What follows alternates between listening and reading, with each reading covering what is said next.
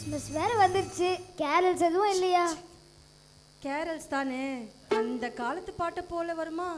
அந்த காலத்து கேரளை பற்றி சொல்றேன் கேளுங்க.